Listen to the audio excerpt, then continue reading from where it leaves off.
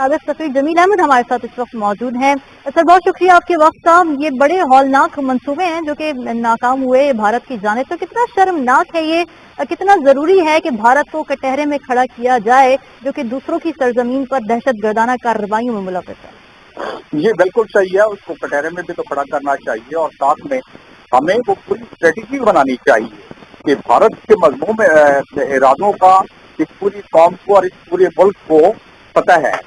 मजमूम इरादों का पूरे कौम और पूरे मुल्क को पता है, लिहाजा हमें उसी लिहाज से अपना अपना बंदोबस्त भी रखना चाहिए। मिसाल के तौर पर अभी भारत की जो इस वक्त हमारे पास निशाने मौजूद हैं उसमें से कुछ तो बता दिया आपको, जो हमारे वजीर खारजा है उन्होंने, कि भारत के कौन कौन से मजमूम इरादे हैं और क्या क्या अभी दहशतगर्दी के मामले में अब क्या करना चाहता है आने वाले दिनों में। ये कोई ढकी छुपी बात नहीं है। हमने 151 सफ़ों का पूरा दोस्तियत पहले भी दे चुके हैं हम हुकूमत की तरफ से, अक़वाम मुत्तहिदा में भी। और लेकिन जो बात रहती है इस मामले में वो ये है कि हमें तसलसल के साथ बेनकाब करना चाहिए। ये हमें पता है, ये दुनिया को पता है, अमेरिकन थिंक टैंक्स ने बताया है इसको कि भारत का सबसे ज्यादा, इंडिया का सबसे ज्यादा जो बजट है रॉ का, वो है ही पाकिस्तान के खिलाफ, चाहे वो अफगानिस्तान में बैठे लोगों को सपोर्ट कर रहा हो पीटीपी और बाकी जो पाकिस्तान के खिलाफ और पाकिस्तान से को नुकसान पहुंचाने वाले दहशतगर्द हैं, या वो ईरान के जरिए कुछ लोगों को लॉन्च करने की कोशिश उसने की थी, पहले खैर हमने पकड़ लिया उसको। इसी तरह मुल्क में जो हमारे रहते हैं लोग, उनमें से भी कुछ को एजेंट बना के, और जो कार्रवाइयां पिछले दिनों की कराची में कुछ 4-5 कार्रवाइयां हुई हैं, मुल्क के दूसरे हिस्सों में कार्रवाइयां हुई है जिसमें कि टारगेटेड किलिंग चंद लोगों की गई है, जिसमें के तफ्तीश ने बताया है कि वो इंडिया के पीछे पर्दा और उसके पीछे इंडिया का हाथ है। तो लिहाजा अब तो ऐसी इत्तलात आ रही है कि आने वाले वक्तों में, आने वाले दिनों में जो मंसूबा बनाया है और जिसका के इशारा दिया है हमारे मिनिस्टर साहब ने भी, आने वाले दिनों में इसमें थोड़ी तेजी नजर आ रही है। लिहाजा हमें करना क्या चाहिए? पहली बात तो ये है कि अपने मिनहासुल कौम थोड़ी सी मजबूती पैदा करने के लिए हमें वो मजबूत तरीका और मजबूत सोच रखनी चाहिए। दूसरी बात यह है कि लोगों को जो हमसे नाराज हैं, जो फिरके, जो लोग, जो तबके, उन नाराज लोगों से एंगेजमेंट रखें, उनसे डायलॉग जारी रखें, ताकि वो दूसरों के हाथों में ना खेल जाए। भारत या दूसरे हमारे दुश्मन वो क्या करते हैं?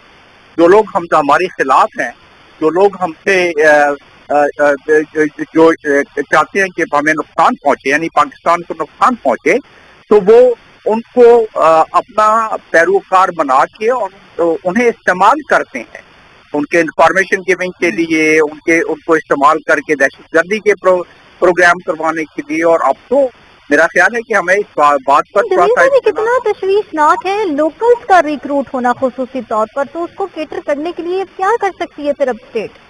लेकिन ये तो देखिए रवायत रही है इंटेलिजेंस एजेंसी की ना, कि लोकल्स को वो रिक्रूट करते हैं और एजेंट्स बनाते हैं। यही मैंने आपको जिक्र किया अभी चंद लम्हे पहले कि ऐसे केसेस तफ्तीश होके साबित हो चुके हैं कि हमारे जो अहले वतन है उनमें से भी कुछ लोगों को अपने तरफ यानी एजेंट बना के और उनसे काम लिया जाना, वो राह चीज को कर रहा है, पहले से कर रहा है।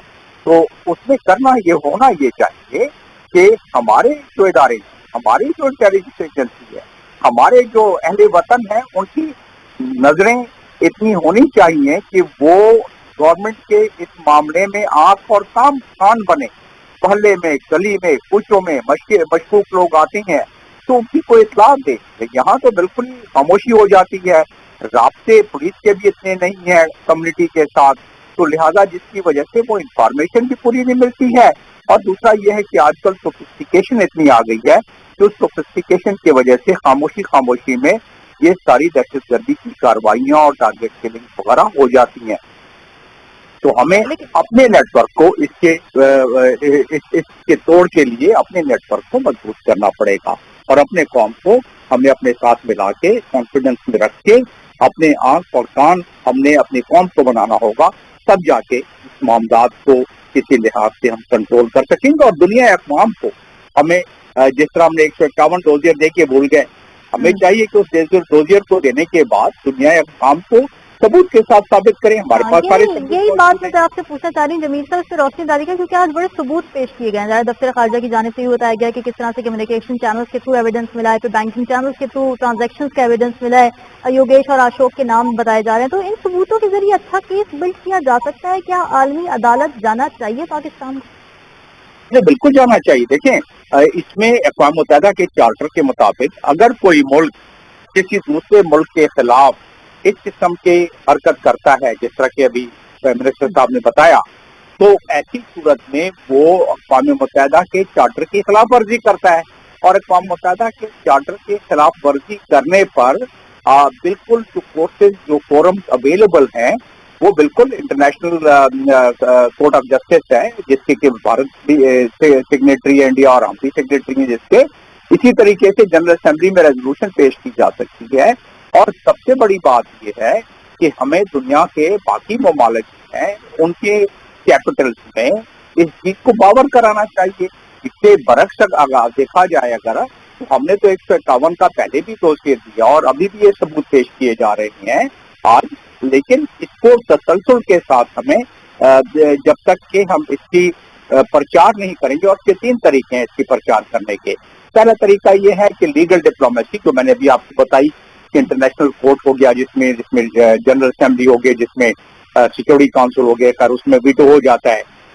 लेकिन उसके साथ दूसरा तरीका ये है कि ट्रेडिशनल डिप्लोमेसी के तहत जहां जहां हमारे सफीर और सफारत खाने हैं, वहां वहां उनको चाहिए कि वो जाएं उन मुताल्लिका ममालिक में और उनके जो फॉरेन ऑफिस हैं उनको बताएं कि ये चीजें हैं और ये सबूत हमारे पास हैं, ताकि जब ये डिस्कशन जनरल असेंबली या इंटरनेशनल फोरम पे हो तो उनको पता हो उन ममालिक को जहां जहां हमारे एम्बेसीज हैं कि क्या हो रहा है। और तीसरी जो बहुत अहम बात है वो है पब्लिक डिप्लोमेसी के तहत दुनिया के ममालिक में जहां जहां हमारे सफारत खाने हैं वहां के मीडिया में बताएं, वहां के यूनिवर्सिटीज में बताएं, वहां के सेमिनार और सिंपोजियम करके बताएं। जब तक ये नहीं होगा, मुतहर्रिक नहीं होंगे, तो जंगल में मोर नाचा किसने देखा, एक प्रेस कॉन्फ्रेंस हो गई, बस बात खत्म हो जाती है। लेकिन इसमें हमें काफी ज्यादा हमारे पास रिसोर्सेज हैं, इसमें बजट की भी ज्यादा जरूरत नहीं है। जो बजट है उसी में हम कर सकते हैं, सिर्फ हमें अपने सफारत खानों को थोड़ा मुतारिक करना पड़ेगा इस मामले में। जी और जमील साहब देखें ना, बात ये कि आपने जिस तरह कहा कि कैसे डिप्लोमेसी के थ्रू लोगों को बताया जा सकता है, दुनिया को बताया जा सकता है, मगर देखें ना अब ये जो भारत की जो दहशतगर्दाना कार्रवाई है सिर्फ पाकिस्तान तक महदूद नहीं है। कनाडा में क्या हुआ, हरदीप सिंह नजर की अगर बात की जाए, आवाजें भी उठी ज़ाहिर कनाडा वजीर आजम की जाने से भी, फिर यूएसए की जाने से भी, मगर भारत से तिजारत नहीं रुकती, मुआशी मफादात आड़े आ जाते हैं। क्या समझते हैं इंसानी हुकूक और जो मुल्कों की सवरेनिटी से ज्यादा अब ये तिजारती मफादात ही अहम रह गए हैं, और जब तक आप इकोनॉमिक जाइंट नहीं बनेंगे कोई सुनेगा नहीं आपकी? नहीं, वो तो एक रुख हुआ ना तस्वीर का, लेकिन असल चीज है कि जियो पॉलिटिकल मंजरनामा इस वक्त दुनिया में जो है उसको जहन में रख के हर मुल्क अपनी अपनी पोजीशन ले रहा है। और पाकिस्तान खास तौर पर जिस खित्ते में पाकिस्तान वतन अजीज जिस खित्ते में है मौजूद, इसकी आजकल स्पॉटलाइट में भी है वो, और इसकी अहमियत पाकिस्तान की जोग्राफिकल लोकेशन के लिहाज से जियो पोलिटिकल तनाजुर में बहुत ज्यादा है। और अगर एक मिसाल इसकी दूं मैं सबसे बड़ी, तो वो ये है कि कंटेनमेंट ऑफ चाइना। और कंटेनमेंट ऑफ चाइना की अगर मैं बात करूं तो भारत को यानी इंडिया को उसको चौधरी बना दिया है यूनाइटेड स्टेट्स ने, ताकि वो कंटोनमेंट में, और इसलिए उसकी इस किस्म की हरकत को नजरअंदाज किया जाता है।